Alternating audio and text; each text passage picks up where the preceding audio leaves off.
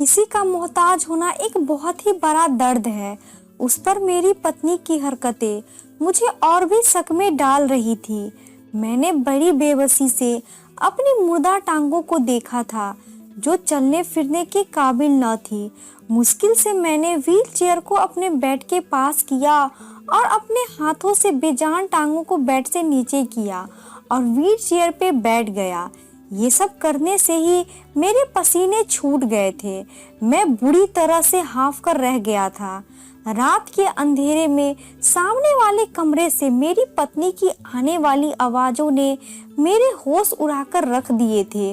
वो रोज रात मुझे दवा खिलाकर मेरे कमरे से निकलकर सामने कमरे में जाकर दरवाजा बंद कर लेती थी और रात की खामोशी में मुझे अपनी बीवी की अजीबोगरीब से आवाजें आती थी जिसे सुनकर ही मेरा कलेजा फटने लगता था। रात भर मैं सुकून से सो नहीं पाता था और फिर वो दरवाजा खुलता था जब मेरी बीवी कमरे से बाहर आती थी। चेहरे पे एक मुस्कुराहट सजी होती थी। उसका हसीन रूप उस वक्त और भी जगमगा रहा होता था। उसके गीले बाल मेरी जान निकालने लगते थे। जब मैं पूछता कि तुम रात को मेरे साथ क्यों नहीं सोती, उठकर क्यों चली जाती हो, तो वो कोई भी जवाब न देती। बस एक अजीब सी मुस्कुराती नजर मेरे बेजान से पैरों पे डालती, जैसे कह रही हो कि एक अपाहिज मर्द मुझे दे ही क्या सकता है। वो मुंह से मुझे कुछ नहीं कहती थी और उसकी चुप्पी मुझे अंदर ही अंदर खाने लगती थी। पूरा दिन वो मेरा ख्याल रखती, मुझे खाना भी अपने हाथों से खिलाती, लेकिन रात को खूबसूरत सी साड़ी पहनती और अच्छे से तैयार होती और अपने कमरे में जाकर दरवाजा बंद कर लेती। रात भर जो तकलीफ वो मुझे देती थी, मेरे लिए वो मेरी जान निकालने के लिए काफ़ी थी। औरत का सजना संवरना बेमायने नहीं होता। एक बार मैंने खाना खाते हुए उसका हाथ पकड़ लिया। उसे कहने लगा, पूनम, तुम रात को मेरे पास ही रहोगी, मुझे छोड़कर कहीं नहीं जाओगी। तुम तो जानती हो कि मुझे तुम्हारे बिना नींद नहीं आती। मैं तुमसे कितनी मोहब्बत करता हूँ। देखना, बहुत जल्द मैं अपने पैरों पे खड़ा हो जाऊंगा, चलने फिरने लगूंगा। मेरी आंखें बेबसी के मारे गीली हो रही थी। ये मेरी बेबसी की आखिरी हद थी। जो तकलीफ, जो दर्द मैं रातों को सह रहा था, वो मुझसे बर्दाश्त नहीं हो रही थी। मैं क्या, कोई भी मर्द यह बर्दाश्त नहीं कर सकता कि उसकी पत्नी सज संवर कर दूसरे कमरे में चली जाए और पति को अकेला कमरे में छोड़ जाए। उसने मेरे हाथ से अपना हाथ छुड़ाया, फिर खाना उठाकर मेरे पास से चली गई। मैं व्हील चेयर से चलता हुआ कमरे से बाहर निकल आया। वो किचन में खाने के बर्तन धो रही थी। मैं उसके पीछे आ गया। मैंने कहा, पूनम, डॉक्टर मुझे उम्मीद दिला रहे हैं, मैं चलने फिरने लगूंगा, मेरी टांगें फिर से ठीक हो जाएंगी, फिर हम दोनों दोबारा से अपनी जिंदगी। मेरी बात पर एक कांच का गिलास जोर से पूनम ने जमीन पे गिराया था। वो गुस्से से मेरी व्हील चेयर पकड़े मुझे बाहर गैलरी में ले आई। 8वीं मंजिल से नीचे देखते हुए भी डर महसूस होता था। कहने लगी, तुम यूं ही मोहताज और अपाहिज अच्छे लगते हो, समझे? अगर तुमने अपने ठीक होने की बात की तो यहाँ से नीचे फेंक दूंगी। भगवान करे तुम कभी ठीक न हो, ऐसे ही रहो बेबस मोहताज, दूसरों के सहारे जिंदगी गुजारो। वो बड़े गुस्से और कहर भरी नजरों से मुझे देख रही थी। उसकी आंखों में इतनी नफरत भरी हुई थी कि एक पल के लिए मैं सहम गया था। गैलरी की दीवारें ज्यादा ऊंची नहीं थी, वो मुझे बहुत आगे कर चुकी थी। नीचे का मंजर देखकर मेरी जान निकली थी। उसकी आंखें उस समय न जाने किस जज्बे से लाल हो रही थी। वो गुस्से से लंबे लंबे सांसें भर रही थी। फिर मेरी व्हीलचेयर पीछे कर दी, मुझे मेरे कमरे में ले आई, मुझे बेड पे सहारा देकर लिटा दिया और दवा खिलाकर मेरे कमरे का दरवाजा पूरा खोलकर सामने कमरे में चली गई। जोर से उसने दरवाजा को बंद किया था। जिस कमरे में वो आजकल रहने लगी थी, उस कमरे का दरवाजा बाहरी तरफ भी खुलता था। जिस तरह की आवाजें उसके कमरे से आती थी, वह सुनकर मैं लम्हा लम्हा मौत की तरह मर रहा था। मुझे अपनी बेजान टांगों पे अब गुस्सा आने लगा था। मैंने बेबसी से अपनी टांगों पे मुक्के मारने शुरू कर दिए। अगर मैं ठीक होता तो जान से मार डालता उस आदमी को जिसके साथ मेरी पत्नी हंस हंस कर बातें कर रही थी उस बंद कमरे में, और भी ना जाने क्या क्या कर रही थी। जब एक मर्द और औरत कमरे में तन्हा होते हैं तो इससे आगे का ख्याल सोचकर ही मेरी रूह कांप जाती है। लेकिन मैं मजबूर था। लेकिन एक बार मैंने ठान ली कि मैं आज उस आदमी को नहीं छोड़ूंगा। इसीलिए बड़ी मुश्किल से मैं व्हील चेयर पे बैठा और साइड टेबल से पिस्टल निकाली और कमरे से बाहर निकल गया। सामने कमरे में अब भी हंसने और बातें करने की आवाजें आ रही थी। मैं कमरे के कीहौल से झांक कर देखा तो जो मंजर मेरी आंखों ने देखा, मेरे होश उड़ गए थे। मैंने गुस्से से दरवाजा पीटना शुरू कर दिया।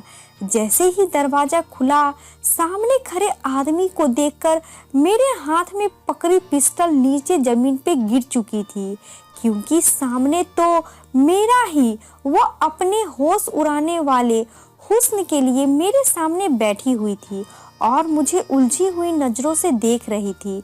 मैंने अपने मुंह से सिगरेट का लंबा सा कस लेकर धुआं उड़ाते हुए कहा, मिस पूनम, मेरी तरफ से कोई जोर जबरदस्ती नहीं है।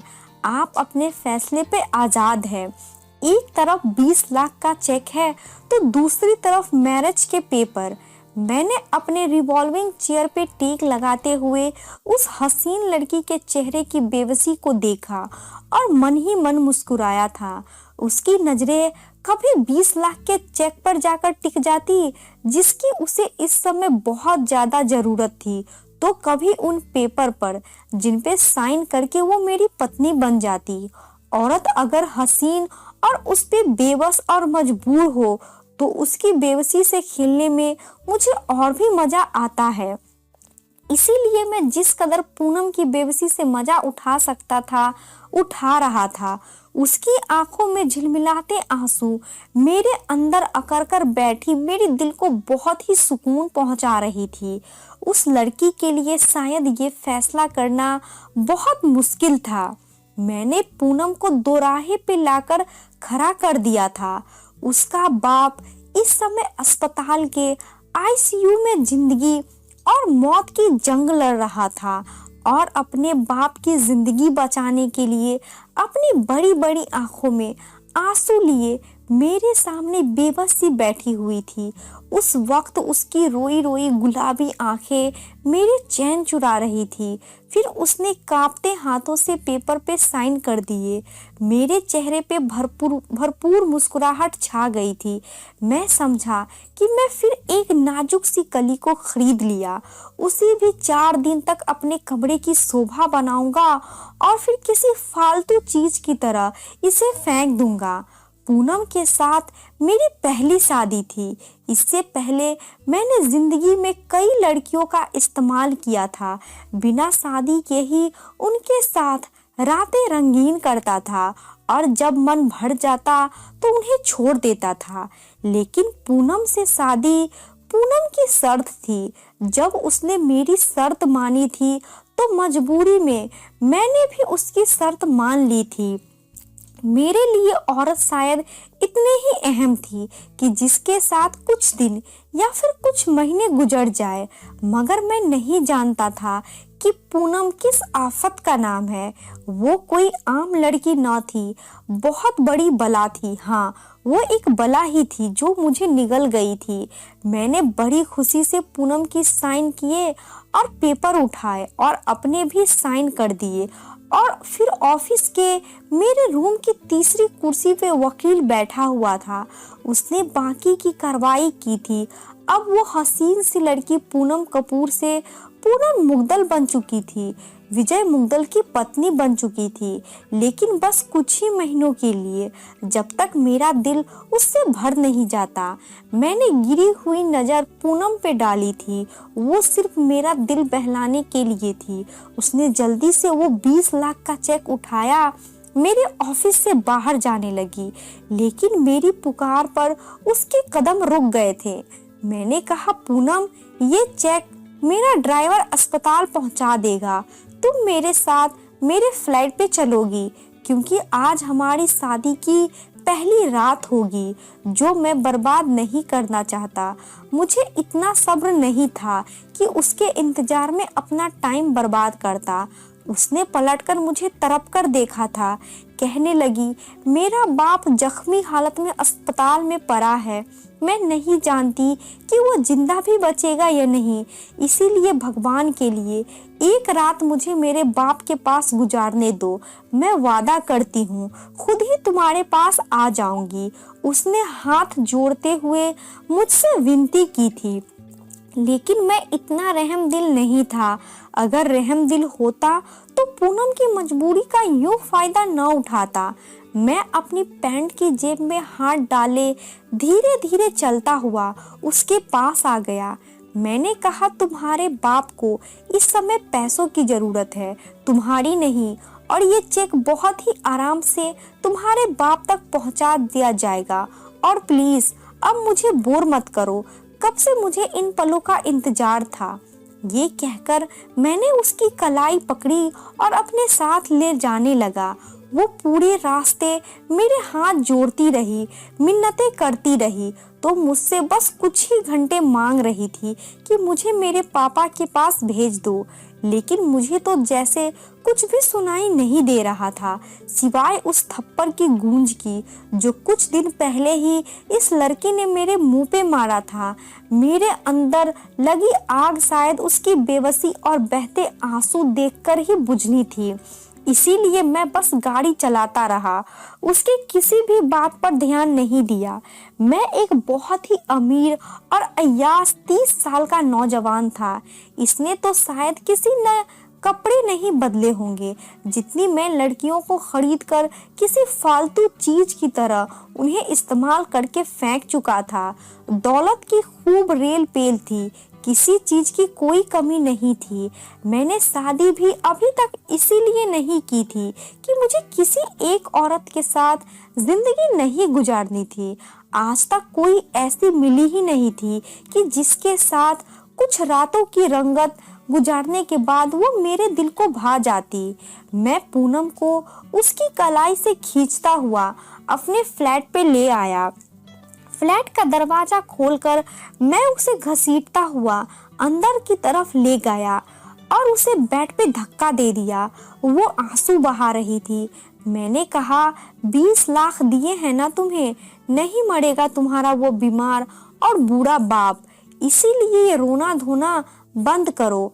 और फिर अलमारी से निकालकर उसे वही गाउन दिया जो कुछ दिन पहले मैंने उसे दिया था, और बदले में उस गरीब घराने की लड़की ने मेरे मुंह पे गाउन दे मारा था और मेरे मुंह पे थप्पड़ मारकर मुझे अपनी शराफत की बात करके गई थी कि मैं उन लड़कियों में से नहीं हूँ जो पैसों की खातिर इज्जत बेच देती है। और आज मैंने उसे उसी मुकाम पे लाकर खड़ा कर दिया था। सिर्फ 20 लाख के बदले वो इस समय मेरी खरीदी गुलाम बन चुकी थी। जब तक कि मेरा दिल न भरता मैं उसका इस्तेमाल करता, और जब मेरा दिल भर जाता मैं उसे दूध में पड़ी मक्खी की तरह निकाल सकता था। हालांकि कुछ दिन पहले भी मैंने उसे 20 लाख का चेक दिया था, और वजह उसका बेपनाह हुस्न था जिसने मेरे होश हवास उड़ाकर रख दिए थे। मैंने उसके हुस्न की कीमत पहले भी इतनी ही लगाई थी, लेकिन बदले में उसने मुझे थप्पड़ मार दिया था।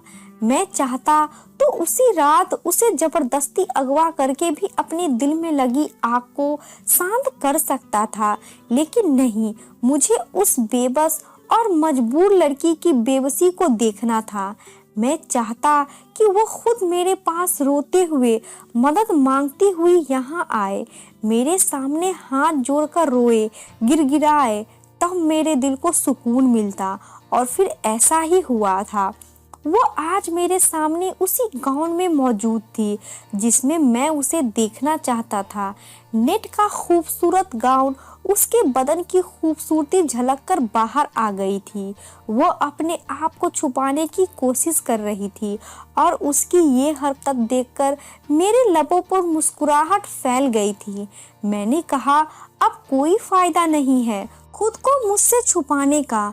अब तुम मेरी बन चुकी हो और मैं तुम्हारे साथ वो सब कुछ कर सकता हूँ जो मेरा दिल चाहेगा। मेरे कहने पे वो तड़प उठी थी। कहने लगी, नफरत है मुझे तुम जैसे अमीर बिगड़े हुए लड़के से। तुमने सिर्फ मेरा शरीर पाया है, लेकिन मेरे दिल में तुम्हारे लिए सिर्फ नफरत भरी है। मैंने अपने बाप की जान बचाने के लिए खुद को तुम्हारे हवाले कर दिया है। अपने बाप को बचाने के लिए मैं तुम्हारे हाथों खुद को बेच चुकी हूँ, या यूं कहो मैं अपनी जिंदगी अपने बाप की खातिर दांव पे लगा चुकी हूँ। उसकी इतनी बड़ी नफरत बातें सुनकर मेरे शरीर में आग सी दौड़ गई थी। मैंने कसकर उसे अपनी बाहों के शिकंजे में जकड़ा था, इतनी जोर से कि उसकी सिसकी निकल गई थी। मैंने कहा, मुझे कोई फर्क नहीं पड़ता, तुम मुझसे चाहे जितनी भी नफरत करो, लेकिन कुछ दिन या फिर यूं कहो कुछ महीने तो मैं तुमसे खूब ढेर सारा प्यार करूंगा और अपने 20 लाख की कीमत वसूल करूंगा। उसके बाद तो मुझसे आजाद हो। ये कहकर मैंने उसके खूबसूरत से बदन को चूम लिया था और मैंने उसे बेड पे लिटा दिया था। उसके बाद मैंने वो सब कुछ पा लिया जिसकी मुझे जिद थी। पूनम मेरे पापा के ऑफिस में काम करने वाली एक छोटी सी वर्कर थी जिसकी सैलरी भी बहुत कम थी। एक बार मैं किसी काम की वजह से अपने पापा के ऑफिस में गया और उनसे कुछ डॉक्यूमेंट साइन करवाकर उनके कमरे से बाहर निकल गया कि तभी अचानक मेरी नज़र पूनम पे पड़ी थी। उसके होश उड़ाते हुस्न को देखकर मेरा दिमाग घूम कर रह गया था। ब्लैक कुर्ता, उस पर पिंक कलर का बड़ा सा दुपट्टा शोल्डर पे फैलाए हुए वो चुपचाप से कंप्यूटर की स्क्रीन पे नजरें जमाए तेजी से कीबोर्ड पे उंगलियां चला रही थी। मैंने बस तो अचानक से ही उसकी तरफ नजर उठी थी, लेकिन उसके हुस्न को देखकर तो नजरें पलटना ही भूल गया था। शायद मेरी बेबाक नजरों की तपिश का असर था कि पूनम उलझन का शिकार हुई थी। औरतें खुद पे उठने वाली हर नज़र को पहचान जाती है और ये सिक्स सेंस तो उनमें नेचुरली होता है। इसीलिए पूनम ने मुझे बड़ी नापसंदीदा नज़रों से घूरा था। मेरी मुस्कुराहट और भी गहरी हुई थी। मैं किसी काम से पापा के ऑफिस में आया था, लेकिन पूनम की खूबसूरती ने मुझे मजबूर कर दिया था। मैं वापस पापा के रूम में गया, उनसे पूनम के बारे में पूछा तो वो कहने लगे कि वो कुछ ही महीने पहले उनके ऑफिस में काम कर रही है। बहुत ही अच्छी और मेहनती लड़की है। मैंने कहा, मुझे भी एक ऐसी लड़की की ज़रूरत है। अगर वो पूनम से कहे कि वो मेरे ऑफिस में काम कर ले तो मेरी मुश्किल आसान हो जाएगी। मेरे पापा को भला क्या ऐतराज हो सकता है, और वैसे भी पापा मेरी किसी बात को टाल नहीं सकते थे। मैं उनकी इकलौती औलाद था। बस पापा को मेरी एक ही बात से प्रॉब्लम रहती थी कि मैं जिंदगी में मैच्योर कब होऊंगा। आए दिन लड़कियों से मेरी दोस्ती पर भी पापा सवाल उठाते रहते थे। मेरी माँ भी चाहती थी कि अब मैं शादी करके सेटल हो जाऊं, लेकिन मैं शादी के झंझटों में पड़ना नहीं चाहता था। मैं आज़ादी से खुलकर अपनी ज़िंदगी को एंजॉय करना चाहता था। मैंने अपना एक अलग से फ्लैट ले रखा था। ज़्यादातर मैं अपनी उसी फ्लैट में रहता और लड़कियों को वहीं ले जाता था। मम्मी पापा के साथ बहुत कम रहता था। यूं पूनम को मेरे ऑफिस में शिफ्ट कर दिया गया। मैंने सबसे पहले काम यही किया कि उसकी तनख्वाह बढ़ा दी। वो बहुत खुश हो गई। लेकिन अब तक उसे मेरे इरादों की खबर तक नहीं थी। उसे काम करते हुए अभी कुछ ही हफ्ते गुजरे थे। मैं उसे किसी काम के लिए कहता तो वो चुपचाप वो काम कर देती थी। मेरी किसी भी बात को ना नहीं कहती थी। लेकिन उसने पहली बार मेरे काम के लिए ना कहा जब मैंने उसे कहा कि मेरे ऑफिस में काम करने के रूल और कुछ अलग है। मुझे काम करने वाली लड़कियों का लुक मॉडर्न चाहिए, इसीलिए अगर तुम ये बड़ा सा दुपट्टा ओढ़कर रखती हो, इसे उतार कर कुछ मॉडर्न से कपड़े पहनकर काम करो तो अच्छा होगा और उसके लिए मैं तुम्हारी तनख्वाह डबल कर दूंगा। मेरी बात सुनकर उसने कहा कि मैं जो कपड़े पहनती हूँ उनमें खुद को कंफर्टेबल फील करती हूँ। मुझे अपना लुक चेंज करने की कोई ज़रूरत नहीं है। जब मैं तुम्हारे पापा के ऑफिस में काम करती थी तभी उन्हें मुझसे कोई दिक्कत नहीं थी, इसीलिए तुम मुझे वापस अपने पापा के ऑफिस में भेज दो तो अच्छा है, क्योंकि मुझे ये सब करना मंजूर नहीं। उनके इनकार से मेरे अंदर आग लग गई थी। आज तक इतनी हिम्मत मेरे आगे किसी लड़की ने नहीं दिखाई थी। ये तो अच्छी तरह जानता था कि ऐसी लड़कियां अपने घर की खराब हालत की वजह से कमाने के लिए बाहर निकलती हैं। खुद पे खुददारी के लेवल के तौर पे बड़ा सा दुपट्टा लपेट कर रखती है। अपना हौसला हुस्न छुपाकर हम जैसे अय्यास लड़कों के सामने खुद को इज्जतदार साबित करने का ये उनका पुराना हथकंडा होता है। इस टाइप की लड़कियां अपने हुस्न को छुपाकर उसकी कीमत बढ़ाती है और फिर जब हम उसकी कीमत बढ़ाते हैं तो उनकी शराफत की चादर उतरने में देर नहीं लगती। इसीलिए मैंने भी ऐसा ही किया था। मैंने अगले ही दिन पूनम से कहा कि तुम्हें मेरे साथ एक बिजनेस लंच पे जाना है, इसीलिए तुम मेरे साथ चलो। सबसे पहला सवाल उसने यही किया था, क्या वो ऑफिस के टाइमिंग में वापस आ जाएगी, क्योंकि वो ज़्यादा देर नहीं रुक सकती। मैंने कहा हाँ, तुम ऑफिस के टाइम में ही वापस लौट आओगी। मेरी बात सुनकर वो मेरे साथ जाने को तैयार हो गई थी। मैं उसे एक रेस्टोरेंट में ले गया जहां मेरे कुछ क्लाइंट वहां पे मौजूद थे। मीटिंग और लंच के बाद वो लोग चले गए। मैं पूनम को बहाने से उसी होटल के कमरे में ले आया, लेकिन जब मैंने उसे अपने इरादे के बारे में बताया तो वो गुस्से से लाल हो गई थी। मैंने 20 लाख का चेक और एक बेहुदा लिबास उसके सामने रख दिया और ये भी कहा कि जब तक चाहूँ मैं उसे यूज कर सकता हूँ, तुम मुझे इनकार नहीं करोगी। मैं जानता था कि वो अपनी कीमत कुछ बढ़ाना चाहेगी और वैसे भी 20 लाख की रकम भी कम न थी, लेकिन ऐसा नहीं था। उसने चेक और वो गाउन मेरे मुंह पे मार दी और कहने लगी कि मैं एक शरीफ और इज्जतदार घराने की लड़की हूँ। वो मुझ पर एक नफरत भरी नजर डालती हुई कमरे से बाहर चली गई थी। उसने मेरे ऑफिस की नौकरी छोड़ दी। यह बात मेरे अंदर बैठा अन्नप्रस्थ आदमी से कहाँ बर्दाश्त होनी थी। इसीलिए सबसे पहले मैंने अपने पापा से पूनम की पूरी डिटेल्स ली और कहा कि वो भी पूनम को अपने ऑफिस में नौकरी पे न रखे। मेरे पापा ने वजह पूछी, लेकिन मैंने बस कह दिया कि लड़की ठीक नहीं है। मेरे पापा ने मेरी बात मान ली और पूनम को दोबारा नौकरी पे नहीं रखा। उसके बाद मैंने उसके पापे का एक्सीडेंट करवा दिया, उसे जिंदगी और मौत के दोराहे तक पहुंचा दिया। और जब वह मेरे पास मदद के लिए आई तो मैंने उसे साफ कह दिया कि मिस पूनम, अगर आप चाहती हैं कि मैं आपकी कुछ मदद करूं तो आपकी शराफत और ये खानदानी इज्जत को मेरे ऑफिस से बाहर रख कर आइएगा। वो कहने लगी, मुझे तुम्हारी हर शर्त मंजूर है, लेकिन बदले में मैं भी तुम्हें एक शर्त माननी पड़ेगी।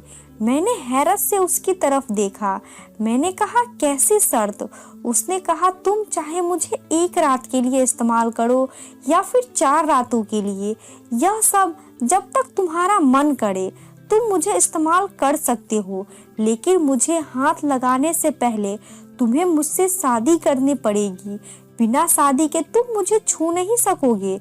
बेशक तुम चाहो तो मुझे एक रात के बाद ही छोड़ देना, लेकिन मैं बिना शादी किए तुम्हारे साथ नहीं रहूंगी। उसकी बात सुनकर मैं दंग रह गया था और फिर उसकी बात मेरे लिए एडवेंचर भी थी। आज से पहले मैंने कभी किसी लड़की के साथ ऐसा नहीं किया था। उसकी बात पे जोर से हंसा था और एक वकील को अपने कमरे में बुला लिया। खैर, यह शादी पूनम के लिए शादी होगी, लेकिन मेरे लिए ये कोई अहमियत नहीं रखती थी। वो मेरे लिए सिर्फ कुछ दिन या कुछ महीने की अय्याशी का सामान थी।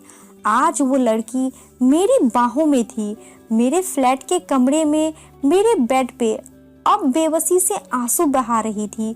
उसकी अकड़ मैंने कुछ ही दिन में तोड़कर रख दी थी। मेरे अंदर का अनाम परस्त इंसान अब कमजोर सी लड़की से अपनी बात मनवाकर बहुत ही शांत हो चुका था। पूनम का बाप तड़प तड़प कर अस्पताल में दम तोड़ चुका था। वो अगले दिन अस्पताल पहुंची तो बाप के मुर्दा शरीर को देखकर रोने लगी थी, लेकिन मुझे इस बात से कोई फर्क नहीं पड़ता था। पूनम का उसके बाप के अलावा और कोई नहीं था।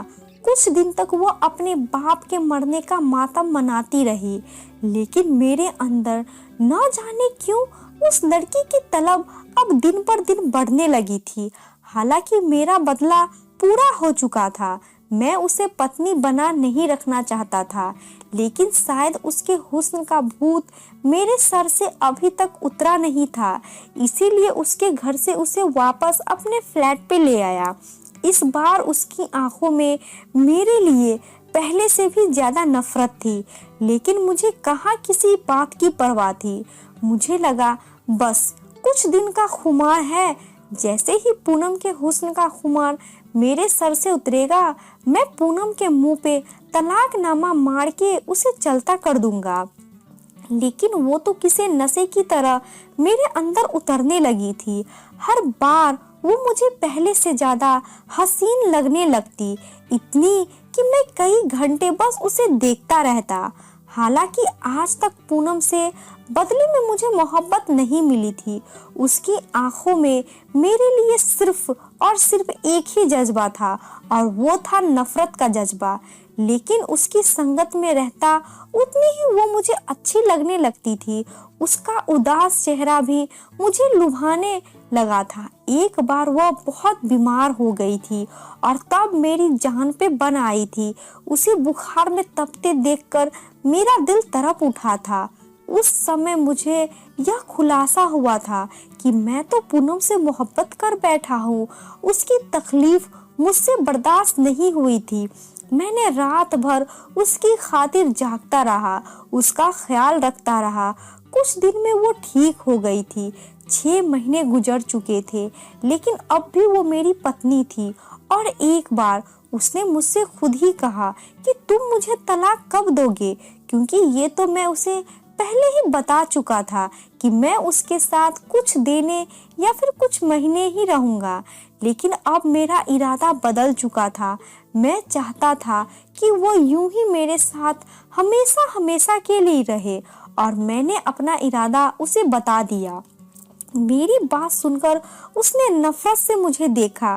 कहने लगी, मुझे तुम्हारे साथ अपनी पूरी जिंदगी नहीं गुजारनी, मुझे हर सूरत तलाक चाहिए। तुमने तो खुद कहा था कि तुम मुझे छोड़ दोगे। ये कहते हुए वो फूट फूट कर रो पड़ी थी। मैंने कहा, पूनम, ये मेरे लिए मुमकिन नहीं है। पता नहीं मैं कब तुमसे दिल लगी करते करते तुमसे दिल लगा बैठा हूँ। मैं तुमसे मोहब्बत कर बैठा हूँ।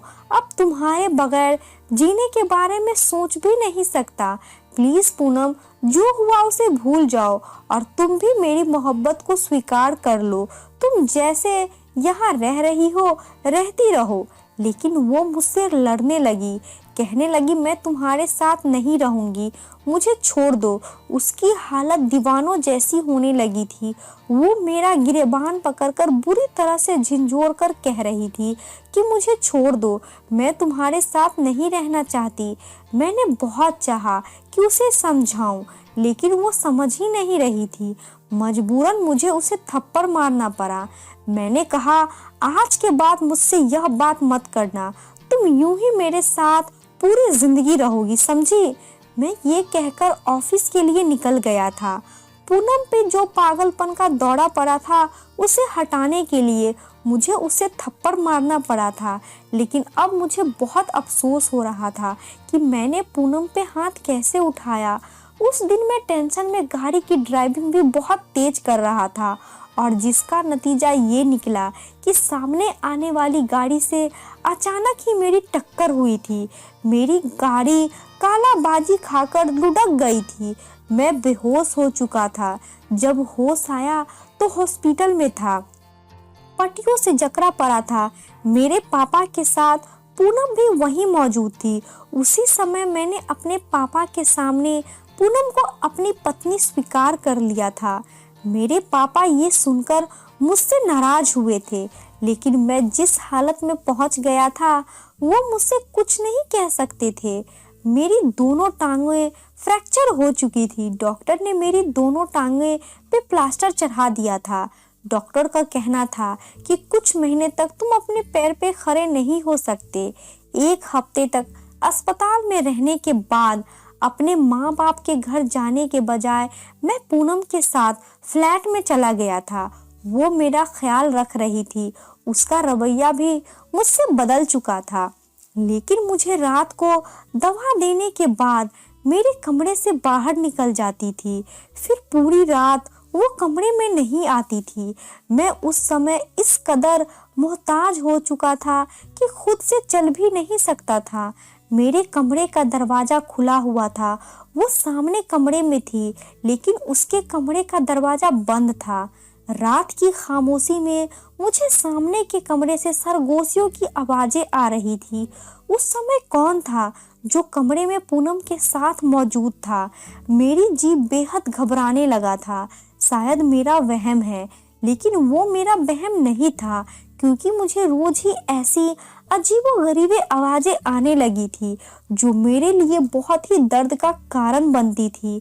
मेरे ऑफिस के काम के सिलसिले में पूनम भी मुझसे फाइल पे साइन करवाने के लिए देती थी। मेरे ऑफिस का मैनेजर रोज आता था। जो भी जरूरी काम होता था उसे घर ही डिस्कस करता था और फिर वो चला जाता था। काफी जिम्मेदार शरीफ लड़का था, अपने काम से काम रखता था। मैं सोच भी नहीं सकता था कि आज वही मेरी पत्नी के कमरे से बाहर निकला था। मैंने कहा, तुम? वो कहने लगा, हाँ मैं। आज मेरी आंखों में आंखें डालकर वो मुझे देख रहा था। पूनम भी उसके साथ खड़ी थी। उसने कुछ फाइल्स मेरे सामने रख दी और कहने लगी, तुम्हारी सारी जायदाद मैंने अपने नाम करा ली है। अगर तुमने मुझे तलाक नहीं दी तो मैं तुम्हें जान से भी मार सकती हूँ। मैंने हैरत से पूनम को देखा। मैंने कहा, पूनम, मुझे तुमसे इसीलिए भी मोहब्बत हो गई थी कि मुझे तुम्हारी शराफत पे विश्वास था। मैं कुछ भी सोच सकता था, लेकिन तुम्हारे बारे में ये नहीं सोच सकता था कि तुम किसी के साथ नाजायज रिश्ते भी बनाओगी, क्योंकि नाजायज रिश्ते तो मैं भी तुमसे बनाना चाहता था और बदले में तुम्हें लाखों देना चाहता था। लेकिन तुमने अपनी शराफत को, अपनी इज्जत को अहमियत दी थी।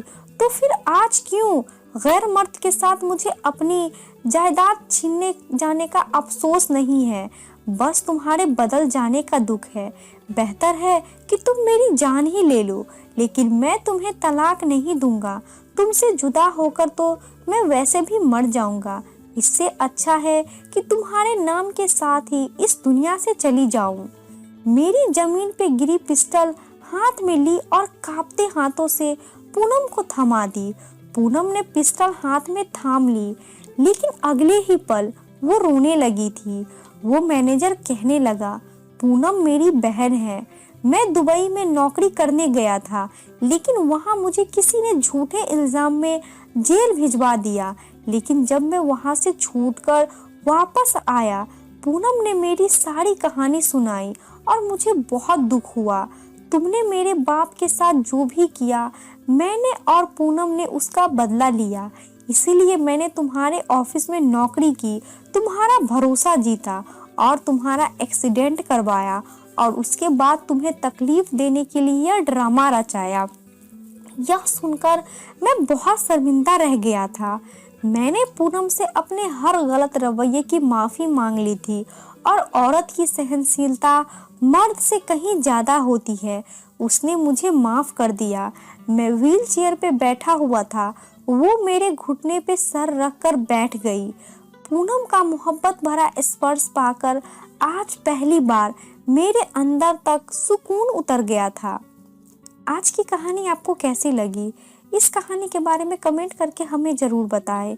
वीडियो को लाइक करके चैनल को सब्सक्राइब कर लीजिए, साथ में घंटी को दबाकर ऑल पे कर ले ताकि आने वाली वीडियो का नोटिफिकेशन आपको तुरंत मिले। मिलती हूँ अगली वीडियो में, तब तक के लिए धन्यवाद।